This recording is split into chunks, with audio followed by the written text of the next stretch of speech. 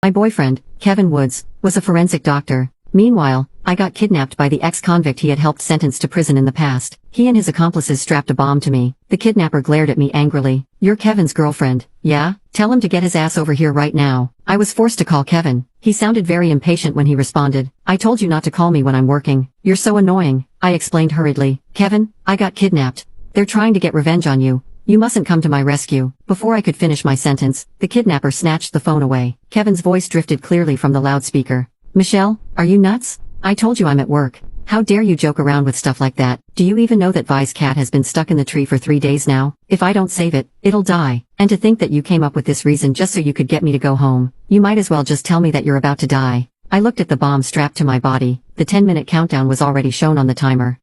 That's enough. I don't want to listen to your lies. To Vi, her cat is as important as her life. If something happens to the cat, leading to something happening to Vi, you'll be a murderer. I won't let you off the hook. At that moment, a sweet and soft feminine voice drifted from the loudspeaker. "You're amazing, Kev. To think you actually saved my darling kitty." After that, the call ended. The kidnapper cursed out loud. "Ugh, how unlucky. Kevin doesn't love this woman at all. We got the wrong woman." Once the kidnapper and his accomplices left, I stared down at the bomb strapped to my form. Tears began rolling down my cheeks at that time. Even the kidnapper could tell that Kevin didn't love me at all. To think that I'd only wake up and realize the truth on the last day of my life. The Vi woman Kevin had spoken of happened to be his childhood friend, Violet Ray. When Kevin and I first started dating, he told me Violet was like a little sister to him. Of course I believed him, but once I realized that something was fishy, I was already head over heels in love with Kevin. I couldn't extract myself from our relationship anymore. Kevin would always hurry over to Violet at any time of the day, as long as he received a phone call from her. This also happened during his first meeting with my parents. He ditched us right away without a care in the world, and hurried over to Violet just because she was scared of the dark. He didn't even bother explaining what happened to us. All he said was, "Something came up." Back then, I had stopped him because I didn't want him to leave. I even begged him to stay out of respect for my parents. All Kevin did was chuckle coldly. "Michelle, this is how things have been between Violet and me over the past 20 years or so. If you can't get used to this, then you can forget about marrying me." I had consoled myself that Kevin was just treating Violet like his little sister, and that he still loved me, but I only realized the truth when I was about to die. Kevin never loved me from the start. Violet was the only woman he cared about. Before the bomb detonated, I sent one last text message to Kevin. "Farewell. I hope that we will never meet again in another life." Bits and pieces of my body were scattered across the ground. In fact, one couldn't tell what I looked like right now. My soul levitated in midair. I just stared at my body from above. I didn't feel particularly sad. To me, death was an escape. I had no idea how long I had been floating around.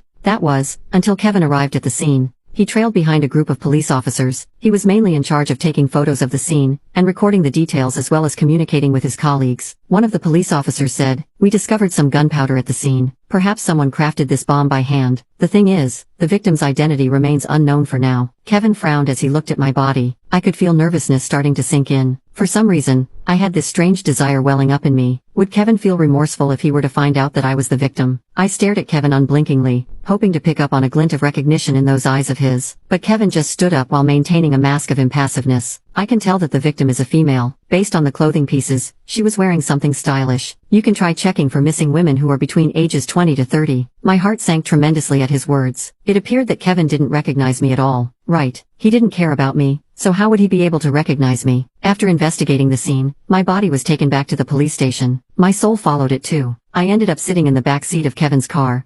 Kevin sat in the front passenger seat. The one who was driving the car was his colleague and best friend, William Knox. William said, "Kevin, did you switch off your phone? Chief Jacobson was looking for you just now. He had to call me just to pass the message to you." Kevin frowned instantly. He seemed to have recalled something unpleasant. "It's because of Michelle being so freaking annoying. I've already warned her not to call me when I'm at work, yet she never listens." Although I was already used to hearing Kevin say such things about me, I still felt suffocated when I saw the palpable disgust on his face. It felt as though an invisible hand had just squeezed my heart. William let out a small sigh. "Kevin, Michelle most likely is just trying to show concern for you. You mustn't get mad at her." Kevin just huffed coldly without responding to William. Once he switched on his phone, the first thing that popped out was my text message. My heart went tense. Would Kevin pick up on the fact that I was acting weird based on the message? But I didn't expect his expression to darken so much. "You call this an act of showing concern to me?" She even said farewell to me. After that, Kevin called my number, but I could never pick up any of his calls ever again. Upon realizing that the call didn't go through, Kevin's expression darkened even more. "Fine. Michelle Fairfield, you'd better stay the hell away from me and never come back." Once he was done speaking, he blocked my number without hesitation. He never thought about the possibility of me being in danger. The dull ache, which had been plaguing my heart this whole time, was starting to make me feel numb. I could no longer feel anything for Kevin. I should have known all these things a long time ago. I should have known that Kevin never cared about me, nor would he ever be thoughtful toward me. I was already dead, so why was I still hanging on to such unrealistic fantasies? Just like that, I followed my body to the police station. Soon, Kevin wheeled my body into the forensic laboratory in order to perform an autopsy on me. Meanwhile, my soul was stuck with Kevin wherever he went. I had to witness him cutting my body open. For some reason, my soul had to follow Kevin around ever since I saw him. Not only could I move away from him, but I couldn't free myself from this mortal plane as well. Soon the autopsy results were out. The victim was about 26 years old. The kidnapper seemed to really hate her guts, for he tortured her immensely while she was still alive. In the end, she died due to the explosion. Most importantly, the victim was found to be 2 months pregnant at her time of death. Everyone fell silent as soon as they heard Kevin's report. Torture, death by explosion, 2 lives were gone. Every word and phrase seemed so terrifying when combined together. I was shocked when I heard Kevin's report. Then I looked down at my stomach in disbelief. I was pregnant? The fetus was still so little. I didn't even know of its existence, yet it was forced to leave this world. Tears began dripping down my cheeks. Meanwhile, Kevin could only sigh. That poor victim. I hope you guys can solve this case as soon as possible for the sake of seeking justice for her. I don't have any cases on me right now, so I can follow up with this case with you. I let out a cold chuckle while gazing at Kevin. Would he still say such things if he were to find out that I was the victim? After the autopsy, Kevin's expression remained solemn. He and William crouched in the backyard while smoking quietly. William said, "Kevin, couples don't argue.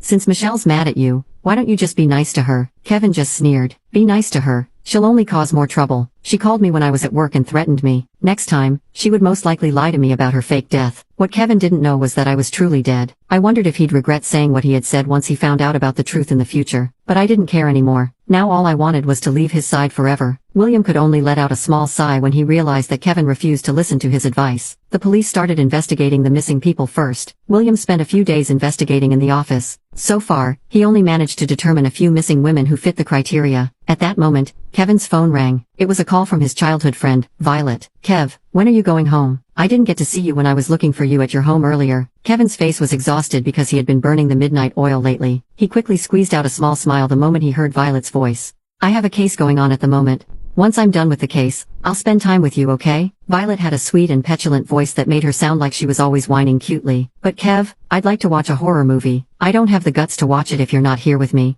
You used to spend all your time with me." Kevin didn't get mad at Violet for disturbing his work. Instead, he comforted her patiently. "I promise I'll take some time off and go on a vacation with you after I'm done with this case, all right?" Violet replied nonchalantly. "Oh, all right. What sort of case are you in charge of?" Kevin answered. "A woman got killed by a bomb after getting kidnapped. We're investigating this woman's identity right now. We think there was bad blood between the woman and the kidnapper." He let out a soft chuckle, his tone now gentle. "I won't go into the details. You're a scaredy cat. If you listen to the case details, you won't be able to sleep at all." I just sneered while watching the scene unfold before my eyes. How ironic. Kevin even had time to worry about whether or not Violet was scared, but he never thought about where I could possibly be at the moment. All this time, Kevin treated Violet completely differently than the way he treated me. After Kevin ended the call, he continued watching William cross-check the database on missing people with the victim's criteria. It was already past midnight by the time the cross-checking process was over. None of them fit the criteria. The case had gone into a stalemate. For a moment, everyone fell silent as they thought about what to do next. Kevin just stared at my body. After that, he said, "Let's publicize the victim's characteristics and see if there were still cases of missing people which had yet to be reported to the police." William nodded. Soon, he got in touch with the local TV station. My incident was broadcast throughout the city in less than 10 minutes. A while later, Kevin's phone rang abruptly. I happened to be standing next to him in a dazed state. The moment I heard the voice coming from the other end of the line, I snapped out of my trance immediately. It was my dad. He told Kevin anxiously, "Kevin, Michelle has been missing for a few days. Her characteristics fit the ones that are spread by the police."